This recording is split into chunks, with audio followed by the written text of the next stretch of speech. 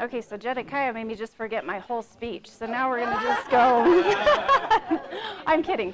I am kidding. They're wondering if you could speak up a little bit. Okay, well, I've only got about one volume, so I have an inside voice. So, but again, I want to thank you for this opportunity to be able to share information, to be able to answer questions, because as we all know, if we're informed, better decisions are being able to be made, especially in very stressful and trying times. And all the topics that we've discussed today, they're not easy. And so I feel you're all to be commended for being here today, opening yourselves up for new information and maybe information that's not real comfortable. As I've said, I've been allowed the opportunity to take part in these kind of events and forums on a number of occasions. And previously, I just kind of went off of what people had as questions, but realized maybe I missed some really vital information. So what I'd like to do for the first part of my time with you all, it may seem a little impersonal, but I have some things written down that I really would like to just share with you as bullet points. Because like I said, what I've found in the past when we've gotten into question and answer, some of this important information isn't getting shared. So I would like to maybe just kind of, as a robot a bit, read some things to you and then be able to open it up for questions. So if you don't mind, as I'm going through this, if you have a question, just please jot it down, and then I want to give basically more time for question and answer than me just standing up here and sharing information, if that's agreeable by you all. So one last thing, Tess, who is one of my associates at the funeral home, we have a sign-in sheet that if anybody would like to leave your information, we will be turning it over to robocallers, and you will be getting spam calls. No, I'm kidding. But what we would like to do is because today our time together is going to be pretty short, but if you would like to call us, and we can call you, and we can set an appointment for you to come in and sit down with our staff face-to-face, one-on-one, to be able to, because I'm going to just touch the tip of the iceberg today. And so please, we all really value information and education. So before you leave, if you have a desire for us to reach back out to you to set up an appointment to come in and meet with us, Tess does have a sign-in sheet at the back. So thank you. So there are basically two types of pre-planning. One would be gathering information, sharing your wishes, and finding out what resources and services are available. The second piece of pre-planning, which can go along with the first, has more of a financial connotation, meaning that we look at setting up a plan, an insurance policy plan, so that you have some peace of mind that your family is not going to be burdened with the expense around your passing. There are many different benefits to pre-planning. The biggest one, and I'm sure it's very obvious, is you're going to take the pressure off your family upon your passing. I have watched people they're ravaged by grief, but even more so, they are just confused and coming from a place of questioning, I don't even know what to do. And so that compounds a really, really hard time of loss with self-doubt. And so if you can help in this process, you're going to give your family the gift of them knowing what it is you want. And very seldomly do I see folks, if their family member has gone to the extent of making their wishes known, hardly ever have I seen somebody come back and undo it. They have looked at that as the biggest gift that their family members have left behind for them. With pre-planning, you have a lot of the say on what you see value in, not just service-wise, but financially. You know, a lot of times people will see a value in a particular service that maybe their family would not have known about. So that way you're giving them a roadmap of what you felt was important, as far as maybe not to overspend, but not to underspend either. And this pre-planning allows ample time to create an event that people will say, this is so my mom. When that personal touch is there, it allows anybody, and we've all witnessed it from celebrations of life and different things that we've done, and people, they just walk in the door and go, oh my gosh, that was Mary. This was so her life in a nutshell. So you get to add that personal touch that if your family is after the fact trying to put the pieces together, they may not be able to have that personal touch covered. I touched a little bit on a final expense plan. Funeral homes are required by law, if we take money ahead of providing service, so while you're alive, we can't just keep that money and put it in a general fund. We have to turn it over to a third-party insurance company, and that is for your protection, and that's for our protection as well. And so if you would like more information around the final expense plans, again, that's where I think an appointment with one of our staff members would be vital. Final expense plans can also be used in situations where families need to spend down funds to utilize Medicaid resources. So again, I won't go too much into the details of that, but there are a few different financial tools that can be assisted with setting up one of those plans. And then again, when a plan is set up through the funeral home, it is so easy for us to facilitate the release of funds. It's very different than a life insurance policy where there has to be a death certificate and claim forms. We get to internally take that hassle and that extra stress off of your family. So one of the biggest things that we recommend that people think about when they're pre-planning, how do I want to be remembered? What is my legacy? What, do I want to have a viewing? Do I want people to see me? Do I want to have, cremation and my urn buried? Where would maybe my urn be appropriately buried? Maybe you want your remains to be scattered. These are all things that are very helpful in sharing with your family. Again, as I said earlier, those are big decisions, and a lot of those decisions are very final decisions. And if you can help give them peace of mind of what you want, again, you've helped their path going forward. Many people say, I don't want to be a bother. Celebrating the lives of our loved one is not a bother, but an important event that needs to be acknowledged. Grief and closure are important, and how do we allow that in a feel-good culture? Everywhere you go, we're supposed to be happy. Everything's supposed to be joyous. Well, death, it hurts, and there's a sadness. I strongly recommend that there should be some fun. I've told my family that when I die, I better be buried with a bunch of gummy bears. That's okay to incorporate a lighthearted component, but there is sadness. But part of that sadness is what allows the grieving process to come about. And grieving is a process, and I'm sure everybody in here has lost someone dear to them. And there is not an exact, you're going to feel this, and this. The stages of grief are immense, and they go backwards, they go forwards. So honoring that loss is really vital in ensuring a healthy process through the grieving stages. Our lives matter, so do our deaths. And the comfort that we're going to give our loved ones by having these conversations, is just, it is imperative. And I don't know anybody that sits down at Thanksgiving dinner and says, well, hey, guess what? When I die, But I challenge you all to maybe begin, as I heard somebody say, send a text message, type an email. Maybe those less personal, not quite so face-to-face, will open the door, because I would imagine on the receiving end, for your children, your significant other, whomever, well, I can give you a personal example. My grandma, this has been about 10 years ago, she used to always cut me out recipes, articles out of magazines, and give them to me. Well, she gave me an envelope, and I'm probably going to get a little teary, but in that envelope was her funeral and what she wanted. And as hard as it was in that moment to be given that information, when she died, we knew that Grandma everything she wanted was honored. So maybe preface the person you're going to give it to that it's not a recipe and it's not an article. It's my funeral. But again, I know I can speak for my whole family. It just helped us immensely to know what Grandma wanted. So I'm going to show you guys two pictures. And I know they're not real big. And actually, if you want to pass them around, we can. I don't know if any of you guys can guess what either of these pictures are. Close. Yes.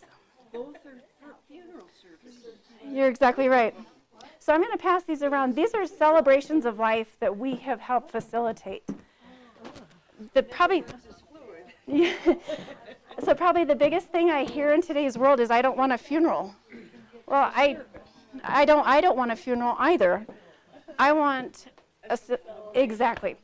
And in today's world, a celebration of life can look like anything, as you'll see from these pictures that we're handing around. So that's why pre-planning is very important, because if you can think it, it can be done. And especially if we have ample time to help, because we have so many resources, we have so many people in our, in our realm that we can reach out to. As you'll see from those pictures, it just, those kinds of celebrations leave people walking away, honoring a life, in the best way possible. So at this time, that kind of covers what I really wanted to share with you all. I welcome questions. I know the attorneys have left.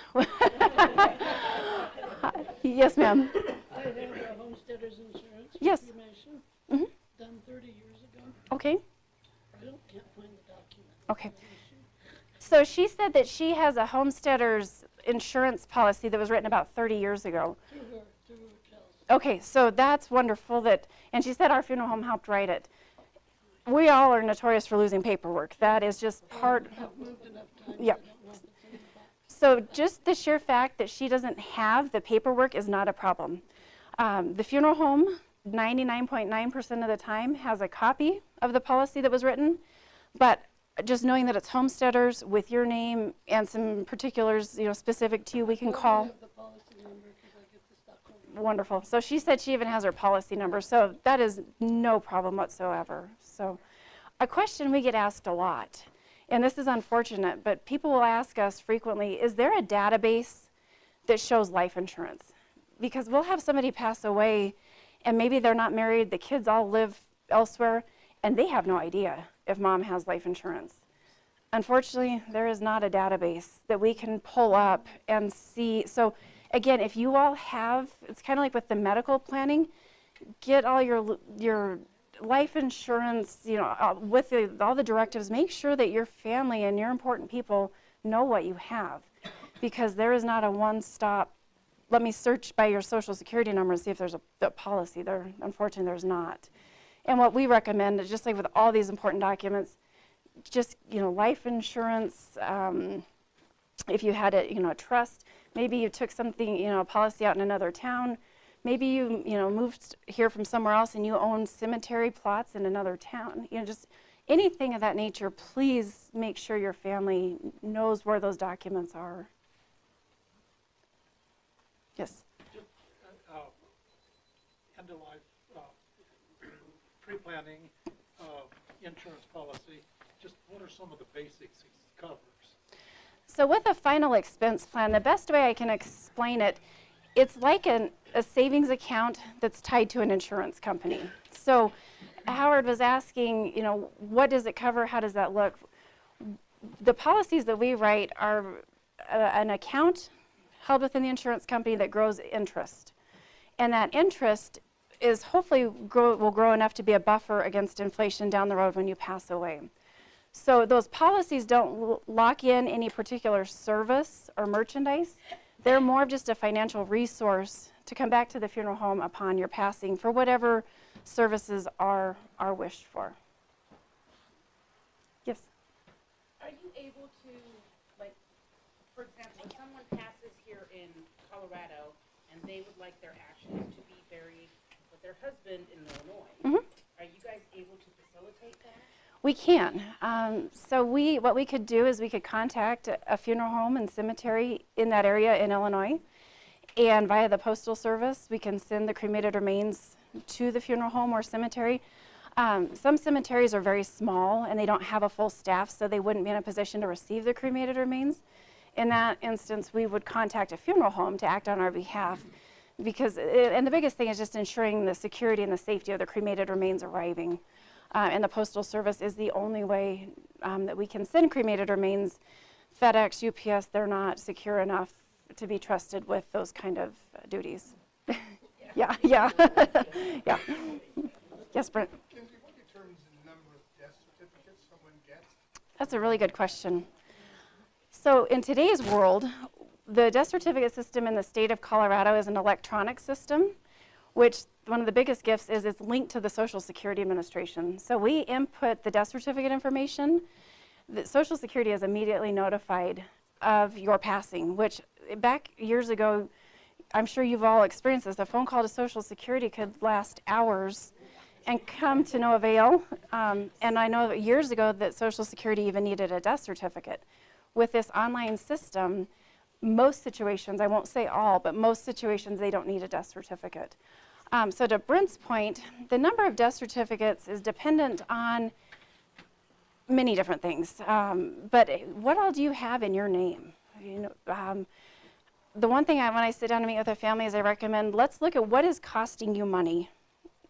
Like for your mom, maybe supplemental health care premiums are still coming out of the checking account. Life insurance premiums are still coming out of the account. Let's get those stopped first, because that's drawing money, you know, away. There's been a notion or a perception that everything has to be taken care of right immediately after a death. It doesn't. Bank accounts are not typically frozen. Your electricity is not going to be shut off. You know, there are a lot of those things that you can breathe a little bit, process the death, get a little ways down the road, and then worry about. But anything deeds, you know, property deeds, vehicle titles, investments, insurance. Some people retire with a pension, credit cards. Those things definitely need death certificates. But what we're also finding now, a lot of places will accept a photocopy. And so I also recommend to a family, please ask whatever agency you're working with if they'll accept a photocopy, because you've had to pay for that death certificate. If they'll take a photocopy or, you know, make themselves a photocopy, you get to retain that death certificate. And then everybody's situations are a little bit different. You know, I've taken care of folks that when they passed, the only thing they had in their name was a checking account so their Social Security could be deposited. So they're not going to need very many death certificates. Conversely, I've had some folks need upwards of 15 to 20. So it's really, unfortunately, there's not an exact answer, but you just start kind of looking at what do you legally have tied to you. You're welcome. Yes? This might be a bank thing, but if all your bills are being paid automatically from your checking account, and you then have a pay on death for your checking account, will they all continue to be paid after your death? That is a really good question, and I don't know. I'm sorry. Yeah. On how they, if the electricity bill you for electricity, if you have a standing order, Right. you'd have to let the city know. Yeah. And Yeah. Because usually, yeah. I mean, mine are almost all paid for some. Yeah, and I apologize, but that's not something I know for sure. I'd hate to give you bad information. I think David maybe had. Yes, David. I just take it. Oh, sure, go right ahead. For different agencies, they would not take anything other than a stamped certified copy. And I said, well, my agency can do that. How do we do that? Yeah. But he ordered a rubber stamp off of mine. So, that's it. That's a secret. You gotta have the rubber stamp. So I did think of another that's become more of a modern time, I don't want to say issue, but something that we're being presented with. There are different entities that allow for donation of a person's body once they've passed. And what they don't tell folks up front is that even if you're accepted, you know, because it is an application process, even if they accept you and tell you, yes, you're a candidate, they don't tell you that they reserve the right upon your passing to deny you, which is a tremendous hardship for families, because all along, with most of those options, they take care of everything for free. And so there's not the allocation of any funds around the death, because the Anatomical Society has said that they'll take me. Well, we have seen a number of situations where the societies and the boards don't take the decedent, and now the family is in an absolute crisis because they didn't have a plan B. So what I would recommend strongly, if you are thinking down the lines of any kind of donation process, please have a contingency plan, because it is not a guarantee that they will follow through with what your wishes are. Yes, ma'am. I would like to add to that, Tom was donated to Science Care, and they did honor his registration. What they would not have if he had died with a communicable disease. Yeah. They wanted to know, had he had COVID, had he had hepatitis, Right. and it's, I imagine, because of exposure or transport. Right. I don't know what all the reasons are, Right. but that communicable disease can kick you out. Did you all hear what she said? Okay. Yeah, and those are things we don't plan on. We can't do anything about Exactly. it if they do happen. Exactly. Yeah. Yeah. Yes, ma'am. Do you have a contact of resources for, in case somebody passes, but they don't have any family to bury or cremate, so that it could cover the cost of funeral? So Resources? there's not really a resource list, unfortunately, because there are not many resources. And that is one place that we have seen that probably families are least served is around a death. You know, there's so many resources and so many programs to assist while you're living. There are not many currently where we are, or at all. The only resource that we're aware of is through Montezuma County Department of Social Services. If a person while they're living, they are receiving certain types of benefits, upon their death there could possibly be some assistance, but that assistance is so minimal it can only be applied towards cremation. It wouldn't be sufficient to help towards a traditional burial. So if you want some more information on that, maybe we can visit one-on-one. Yes? I was going to ask, like kind of off of what she was saying, what happens, like, if you're an only child and your parents are gone, and if you're like, you have nobody, and then all of a sudden you pass, I mean, You need to be pre-planning, that person does. And you raise a very good point, thank you. We encounter situations very frequently. I've been here at the funeral home 18 years, and I would say probably in the last 5 years, we have numerous occasions, and just like she said, the person dies, they have no one. They have no children, they have no siblings, they literally have no one. Well, because the processes of moving forward when a person has passed away are very entrenched in law and legalities as far as how do we get permission for what we can or cannot do. If there's no family, we have no one that can come forward and give us any recommendation of what should happen next. So we, by law, as the funeral home, have to wait 10 calendar days before anything can happen. That 10-day window allows anybody to come forward, and maybe I'm here all by myself and I haven't communicated very well with anybody, but I have a son that's in California. I haven't talked to him in many, many years, but that 10-day window gives him time to come and say, that's my mom, this is what I want to have done for her. After that 10 days, then anybody can come forward. Maybe I don't actually have a son, but I have a neighbor who's like a sister to me, but she's not actually related to me. After 10 days, she can come forward and say, I would like to sign off and see that Kinsey is properly cremated.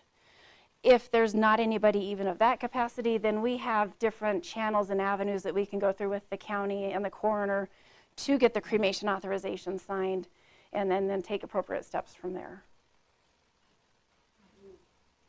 So if you're in a situation like that, it's really important that you get legally, and we can work with you ahead of time as far as gathering all the information for the death certificate. You can sign your own cremation authorization. Now, I know that, and I don't want to confuse folks, but when we're talking about disposition, and most especially cremation, we have to have your signature notarized if you sign your own cremation authorization ahead of time. Because of the legal ramifications from that document, we can't just have your friend witness it or nobody witness it. It has to be notarized. And both Tess and I are notaries, so if you come in and work with us, we can make sure those legal pieces are covered. And Howard, I think you had a question? Oh, well, yes. Just a typical scenario, say if a loved one dies at home. What's the process? What does one do? Okay, so Howard asked if a loved one passes away at home, what do you do? I'm going to give a couple answers because it's going to be dependent on the situation or on the passing. If the person has been ill and is under the care of hospice, hospice will help facilitate that transition from when your loved one passes to us coming in to assist. So we would call our hospice representative. Correct. And that's part of what they do, and they're so thorough when they bring folks in. They explain all those processes to you all. But let's just say that they were not sick. They just ended up having a massive heart attack and collapsed. At that time, then the authorities have to be notified. 911 needs to be called. The coroner has to come out and do their due diligence around the passing, and then whatever funeral home the family chooses, then the coroner would contact the funeral home. So that's in a home setting. But the tough thing is if the hospice isn't involved, then we do have more of a situation where law enforcement comes, the coroner comes. Most of the time a lot of the times they'll send the ambulance, so it can present kind of an additional stressor in those circumstances. Sure. When I was with you, I remember a difficult circumstance that the decedent dies and they don't have any pre-planning, they're going to be cremated, and they have multiple siblings all over the United States. Yeah. Yeah, so that's another, to Brent's point, that if you have many children or don't have children and have multiple siblings, it's very important to come sign your own cremation authorization ahead of time. I had an instance where a lady had 21 kids. And my mom is my witness. We had to get signatures from every single one of those kids. It's not a majority rules. It is if they are biological relation, we have to get. And sometimes people don't agree. That's the other piece, is that maybe there's a child that says, that's not what I want. Well, until we have 100% agreement, we can't move forward. I'm seeing a lot of shocked faces. This is good. I'm glad we're having these conversations. Yes, Sunny? Can you also talk about ex-spouses? Oh, yes, very good. Yes, this is a trip Sunny and I got to go on. Marriage. So when we look at who can authorize disposition, the first person we're going to look to is a spouse. Well, some folks, they just separate. They don't actually go through the legal channels of getting divorced. Now, I'm speaking specifically to the funeral home, okay? I don't want you guys to take some of this and think it's a broad generality to everything, but I'm talking about for us and what we do. If you are not divorced and you don't have a divorce decree, you are still legally married. And I'm going to have to go find your ex that you don't like and haven't spoken to in 40-some years, and it's probably not going to be the best of conversations. Again, to Sunny's point, if you know this, you can sign your own cremation authorization, and that negates us having to go find your ex.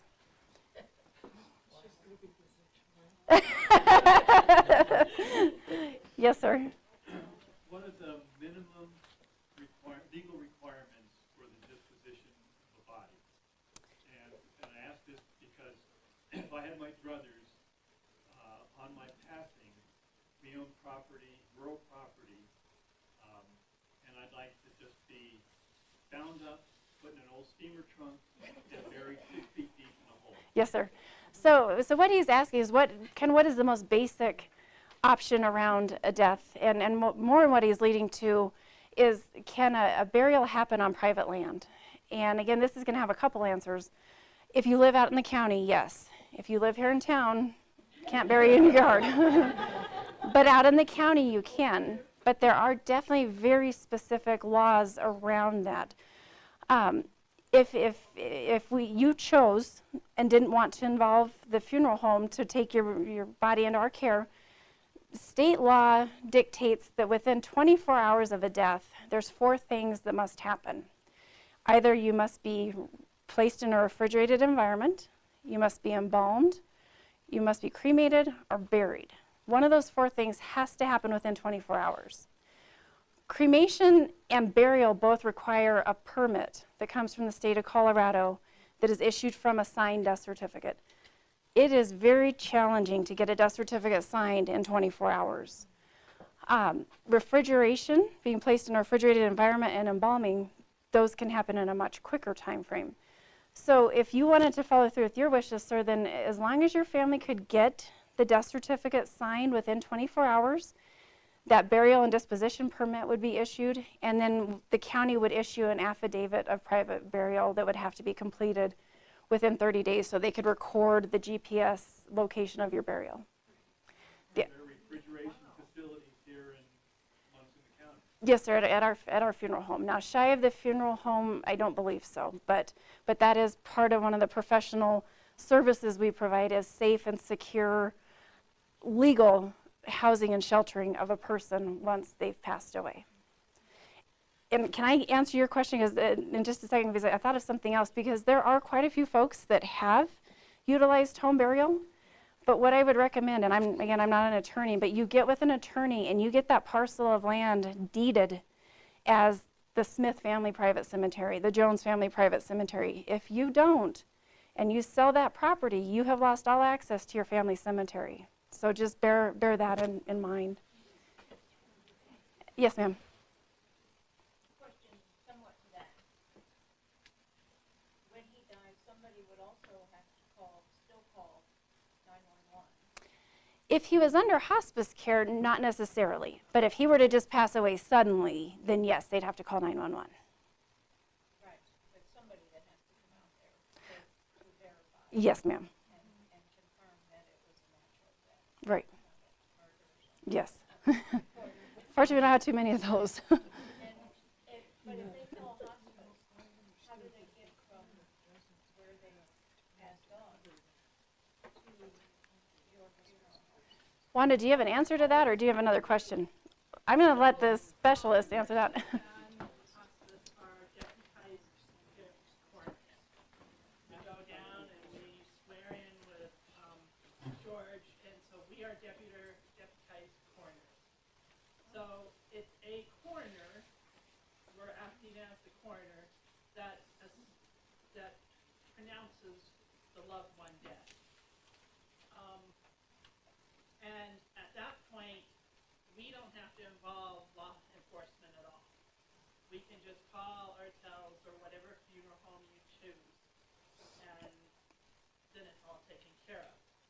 If it's not through hospice, then you have to call 911 or dispatch, and the coroner on staff at the time will come out. They usually do call firemen, they call EMS, everybody. If it's a green burial, like you're talking about, we at hospice try to find that out first, because there's paperwork that you need to be done beforehand.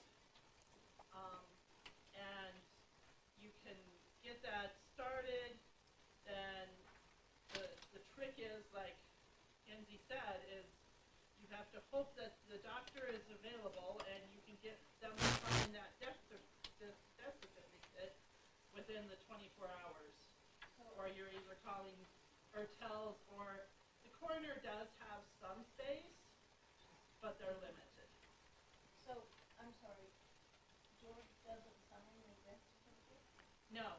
Wait, yeah. Actually, the coroner signs the death certificate. If he's involved, If he's involved, yes. But if he's not involved and it's just a straightforward hospice passing, then the doctor. But they're deputized coroners.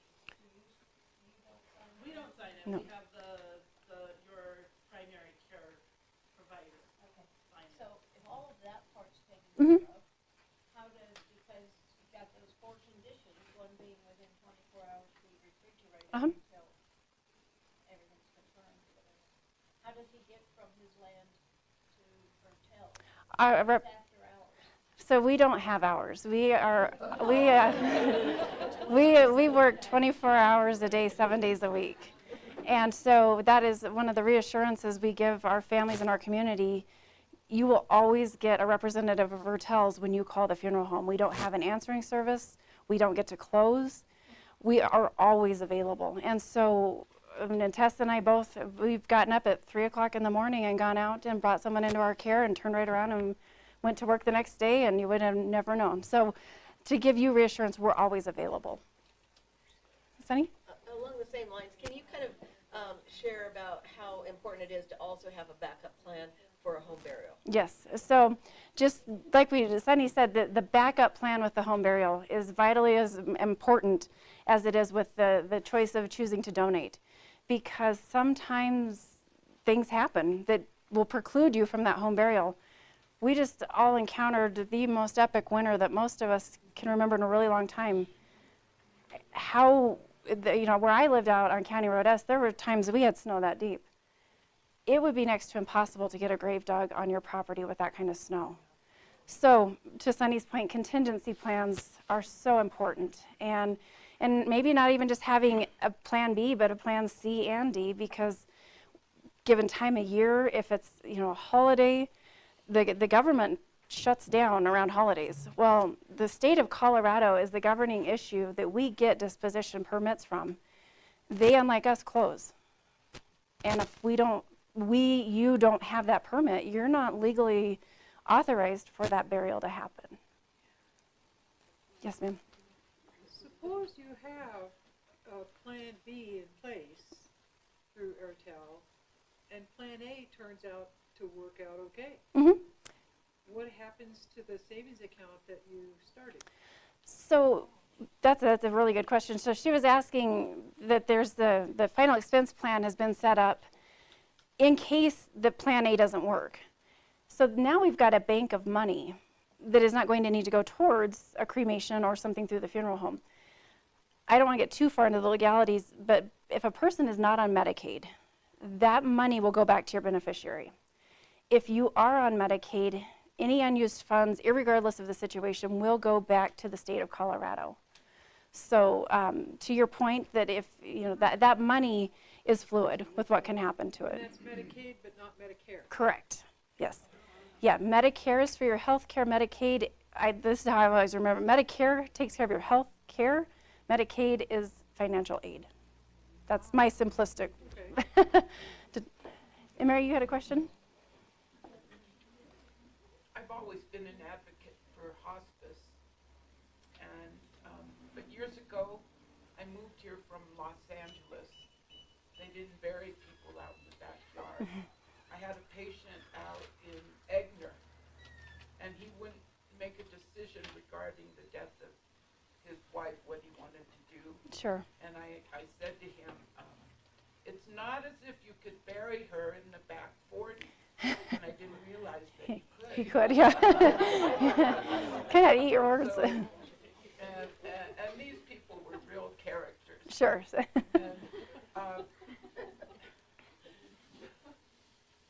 the person died about 1 or 2 in the morning, and I was on call.